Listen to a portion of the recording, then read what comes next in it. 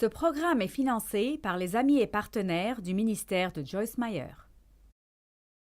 Et beaucoup de gens pensent qu'ils n'ont pas besoin de Dieu. Et c'est si triste pour moi, parce que Dieu est si merveilleux. Il est si absolument, totalement étonnant et merveilleux. Je ne comprends pas pourquoi quiconque ne voudrait pas de relation avec un Dieu aussi bon que lui.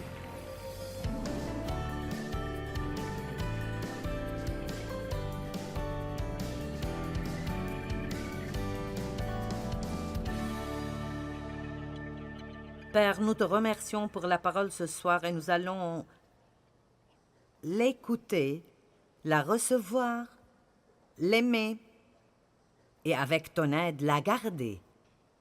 Au nom de Jésus. Ce soir, je parlerai de l'orgueil et de l'humilité.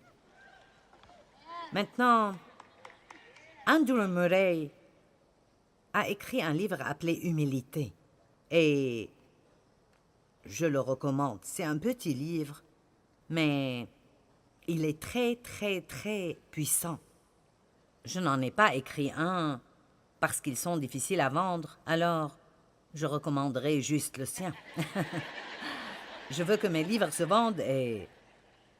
J'ai fait une série sur l'orgueil et l'humilité, mais elle n'a pas vraiment marché.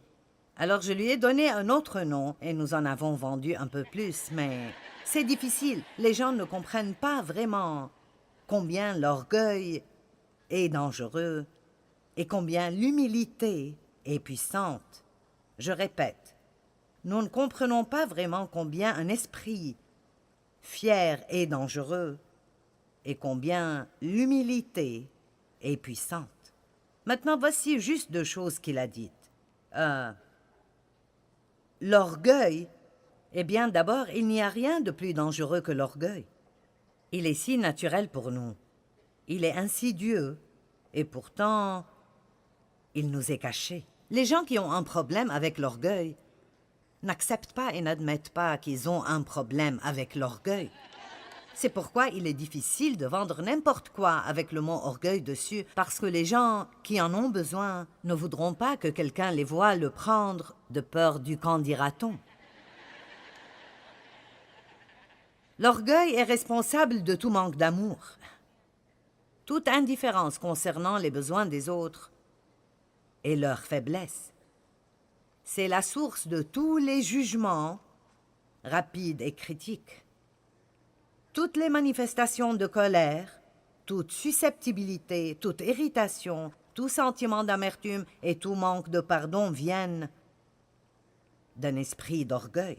Maintenant, avant que je ne commence à vous parler de l'humilité, je veux clarifier que l'humilité n'est pas un signe de faiblesse et de lâcheté avec une supposée apparence d'humilité sur votre visage. Et je pense que ceci est juste agaçant pour Dieu.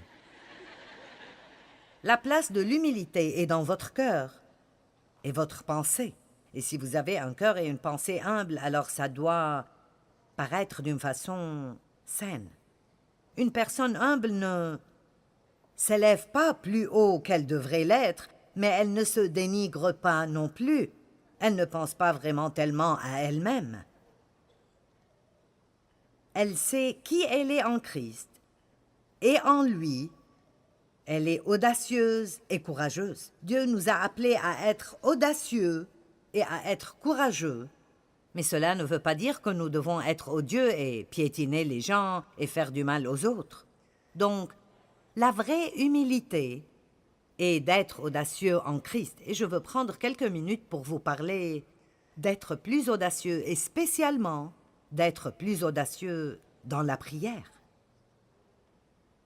Nous ne sommes rien en nous-mêmes, mais nous sommes tout en Christ. Je ne peux rien faire sans lui, mais je peux faire tout ce qu'il me demande de faire à travers lui. Allons maintenant. Je ne peux pas le faire sans lui, mais je peux faire tout ce que j'ai besoin de faire à travers lui. Puis-je vous dire que vous êtes plus fort que vous pensez l'être? Sortez les mots « je ne peux pas » de votre répertoire de mots que vous utilisez et n'allez pas dire « c'est trop dur, je ne peux pas ». Vous pouvez faire tout ce que vous devez faire dans cette vie si vous vous appuyez sur Christ et lui faites confiance pour vous aider. Amen. Vous pouvez être dans une situation très, très difficile avec un sourire sur votre visage et vous pouvez y être et être une bénédiction pour d'autres personnes alors que vous souffrez vous-même. Je dirai cela de nouveau. Parfois, nous pensons que si nous sommes dans une situation difficile, tout doit s'arrêter jusqu'à ce que notre problème soit résolu. Et cela n'est pas vrai. Alors que vous souffrez, Dieu peut vous utiliser pour aider quelqu'un d'autre. Et c'est comme ça que vous recevrez votre guérison. Vous pouvez être dans une situation très difficile, avec un sourire sur le visage et une bonne attitude, et alors que vous attendez votre percée, vous pouvez et vous devez être une bénédiction pour d'autres personnes. Que quelqu'un dise Amen. Dans Éphésiens 3:12, l'apôtre Paul a dit « Par la foi en lui, nous avons l'audace et le courage, la confiance et la liberté de nous approcher de Dieu sans aucune réserve, avec assurance et sans peur. » Maintenant, voici Paul qui dit « Je suis le plus grand de tous les pécheurs ». Mais l'apôtre Paul dit aussi « En Christ, sachant qui nous sommes en lui, nous pouvons avoir l'audace et l'accès au trône de Dieu pour aller devant le trône et demander à Dieu des choses radicales dans notre vie que nous ne méritons pas et que nous ne devrions pas avoir, mais nous pouvons les lui demander parce qu'il est bon. Peut-être que certains d'entre vous ne demandent pas assez. Je vais le dire à l'autre côté. Peut-être que certains d'entre vous ne demandent pas assez.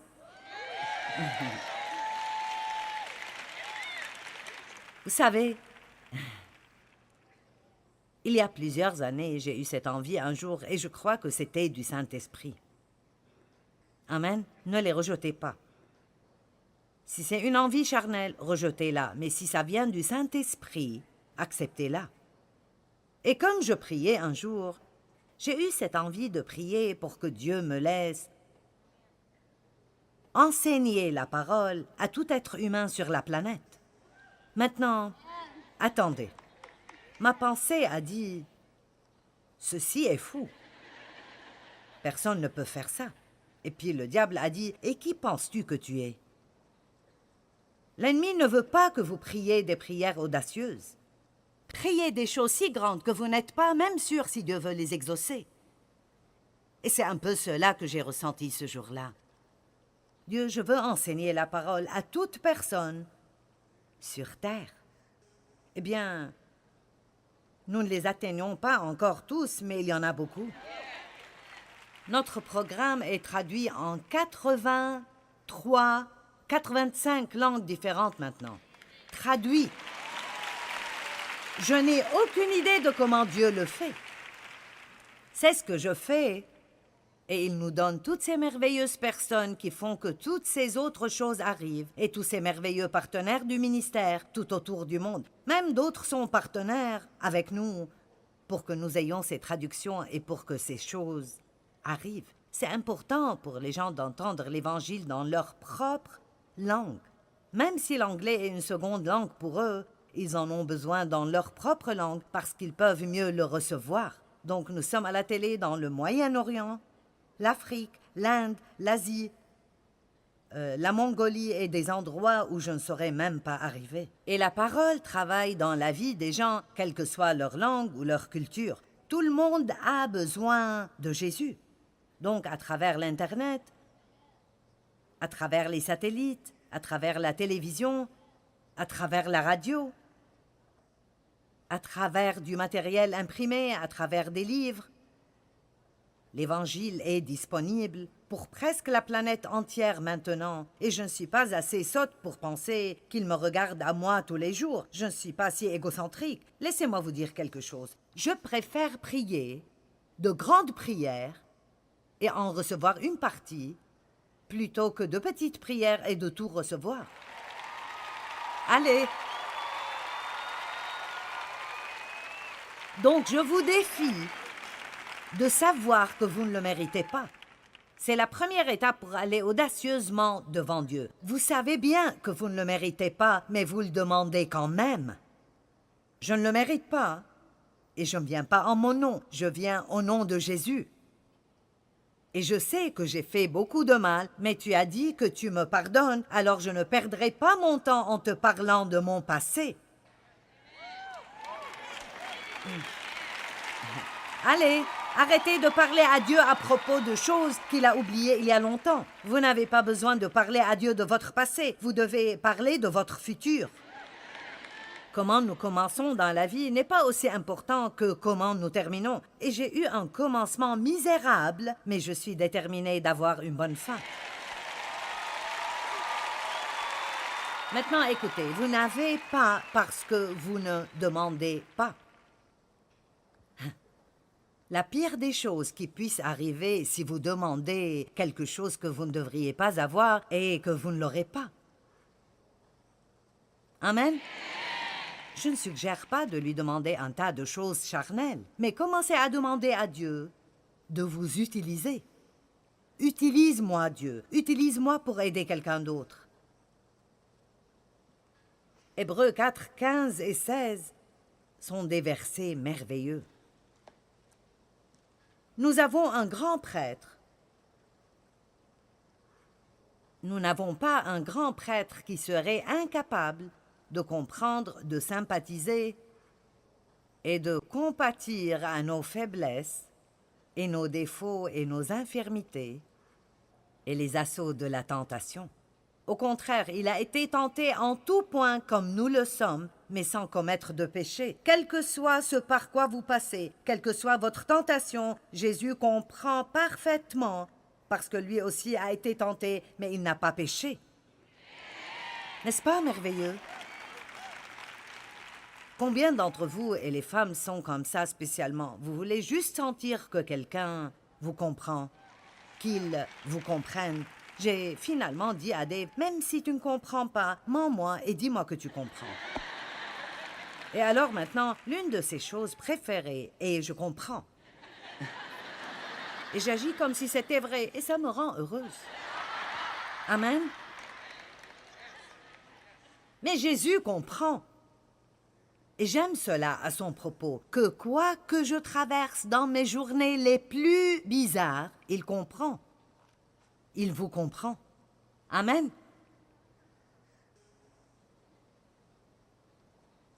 Le verset 16 dit « Approchons-nous donc avec confiance, sans peur, avec une pleine assurance du trône de grâce, du trône de la faveur imméritée de Dieu envers nous. Là, Dieu nous accordera sa bonté contre nos échecs et nous donnera sa grâce pour que nous soyons secourus au bon moment, de l'aide appropriée au meilleur moment, venant juste quand nous en avons besoin.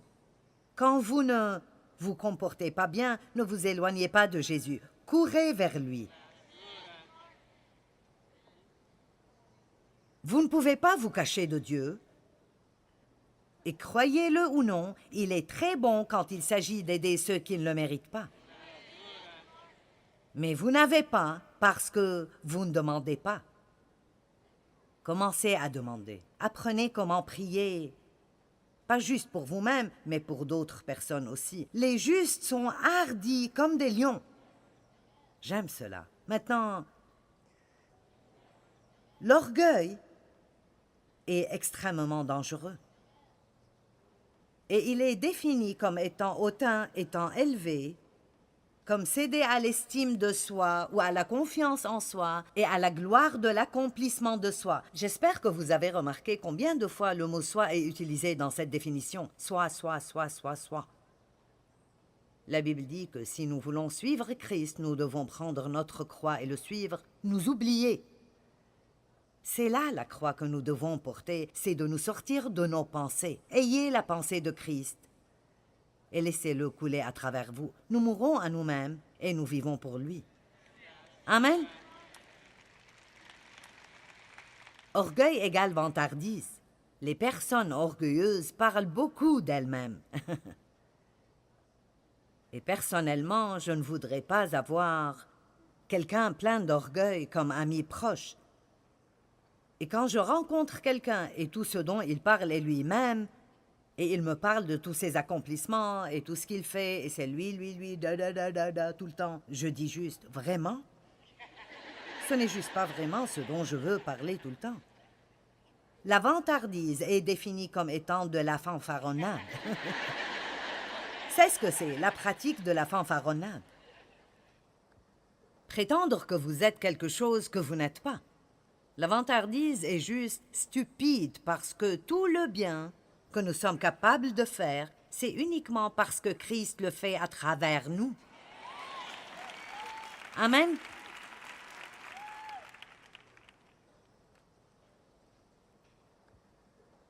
Prétendre être ce que vous n'êtes pas, c'est créer par l'élévation de soi, pensant que vous savez alors que vous ne savez pas. Ouh! Laissez-moi vous dire ce que je sais. Je sais, laissez-moi vous dire ce que je sais. Mais nous ne savons rien avant de savoir que nous ne savons pas. J'aime ce que l'apôtre Paul dit. Je suis déterminé de ne rien savoir d'autre que Christ et lui est ressuscité. Et Dieu veut que nous ayons le savoir, mais nous ne devons pas essayer de dire à tout le monde ce que nous savons. Pensez que nous sommes ce que nous ne sommes pas. D'autres mots familiers sont hautain, enflé et vaniteux. Nous pouvons simplement dire qu'une personne qui est fière, d'une mauvaise façon, est imbue d'elle-même. Maintenant, je suis fière de mes enfants. Et pour être honnête, je suis fière de tout ce qui a été accompli dans ce ministère. Mais je me ramène à l'esprit régulièrement que c'est certainement Dieu, et pas moi. Je ne suis pas assez stupide pour penser que je pourrais jamais, de n'importe quelle façon, réussir cela. Et je suis très reconnaissante que vous soyez venus aujourd'hui, et je crois que Dieu vous a amenés. Amen. Et je remercie Dieu à chaque fois qu'il y a des gens qui viennent, parce qu'il y a eu des jours où il n'y avait pas beaucoup. Et laissez-moi vous dire, ces jours sont bons pour nous tous. C'est bon pour nous de passer par des années dures et de ne pas avoir ce que nous voulons parce que ça nous aide à apprécier ce que nous avons quand Dieu ouvre les portes du ciel et commence à envoyer ses bénédictions. Le péché que Satan a commis est le péché de l'orgueil. Il était à l'origine un ange de louange. Son corps était fait d'instruments de musique. Et il était une créature merveilleuse et étonnante et belle. Mais dans Ésaïe 14, le verset 12, il nous rappelle de la chute de Satan. « Te voilà tombé du ciel, astre brillant, fils de l'aurore. Tu es abattu à terre, toi, le vainqueur des nations, ô roi satanique et blasphémateur de Babylone. Tu disais en ton cœur, je veux que vous remarquiez combien de fois le terme « je » est écrit. « Je monterai au ciel, j'élèverai mon trône au-dessus des étoiles de Dieu, je m'assiérai sur la montagne de l'assemblée à l'extrémité du nord. Je monterai sur le sommet des nues, je serai semblable au Très-Haut. » Ouh! Oh! Et voici la réponse de Dieu, tu seras précipité dans le séjour des morts. Donc, quand nous nous élevons nous-mêmes, Dieu est très capable de nous abaisser. Il nous invite à être humbles sous sa main puissante. Mais si nous ne le faisons pas, il le fera pour nous. Et ceci est l'une des choses les plus douloureuses que nous pouvons traverser émotionnellement. C'est d'être si imbus de nous-mêmes et que Dieu doive nous montrer que nous ne sommes rien sans lui. Maintenant, notre société d'aujourd'hui est pleine de « je ferai ». Et beaucoup de gens pensent qu'ils n'ont pas besoin de Dieu. Et c'est si triste pour moi, parce que Dieu est si merveilleux. Il est si absolument, totalement étonnant et merveilleux. Je ne comprends pas pourquoi quiconque ne voudrait pas de relation avec un Dieu aussi bon que lui. Je veux dire, c'est vraiment... Je ne comprends juste pas. Je ne comprends pas. Parce que quand vous avez une relation avec Dieu, pas une religion, mais une relation avec Dieu, et je pense, pour être honnête, que les mauvaises expériences dans la religion sont en partie la raison pour laquelle tellement de gens refusent Dieu. Jésus n'est pas mort pour que vous ayez une religion ou pour que j'aie une religion. Ne soyez pas si fiers de je suis catholique ou luthérien, baptiste, méthodiste, pentecôtiste. S'il vous plaît, ne vous offensez pas, mais Dieu s'en moque. Amen.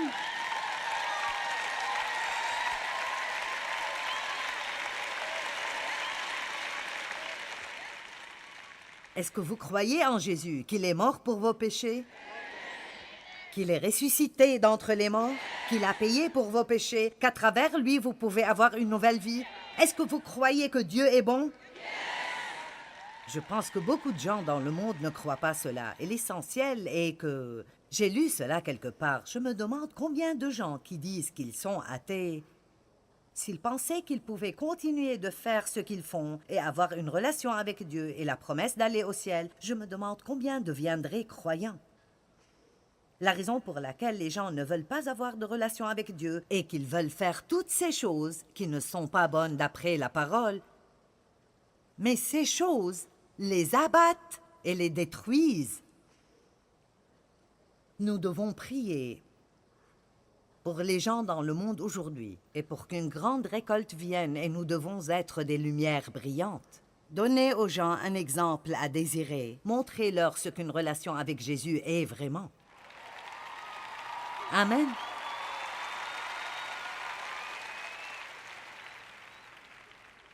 L'orgueil précède la destruction et un esprit hautain précède la chute.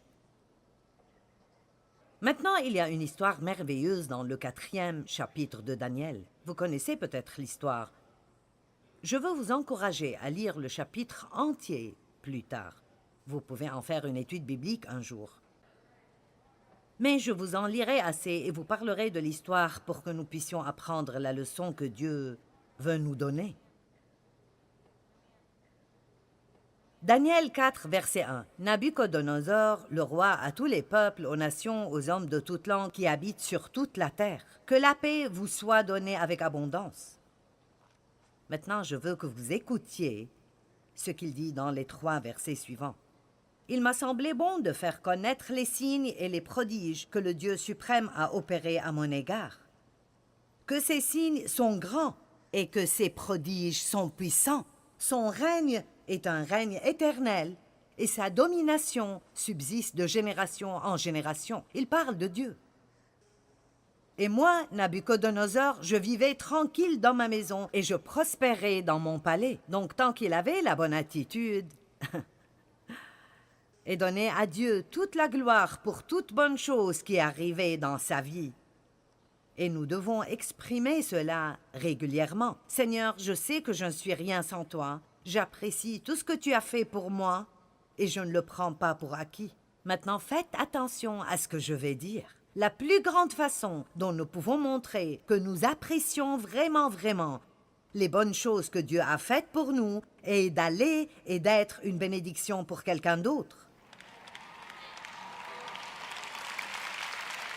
Ne laissez pas votre gratitude être juste un tas de mots vains et vides, mais mettez-y de l'action. Dieu, tu es bon envers moi, sans raison, et je veux trouver quelqu'un qui ne mérite pas de bonté et être bon envers lui, juste pour lui montrer combien tu es bon. Si tout chrétien agit ainsi, ça ne prendra pas longtemps pour que nous amenions tout le monde à Dieu.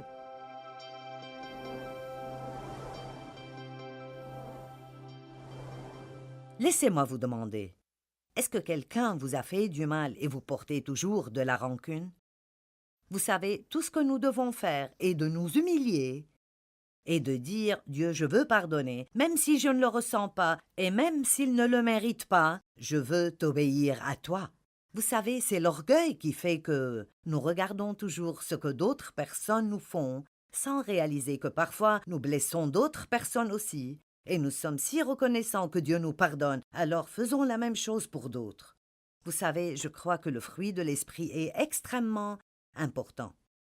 Quand le Saint-Esprit vient dans notre vie, il veut travailler en nous pour développer ce fruit dans nos vies, l'amour, la joie, la paix, la patience, la bonté, la bienveillance, etc.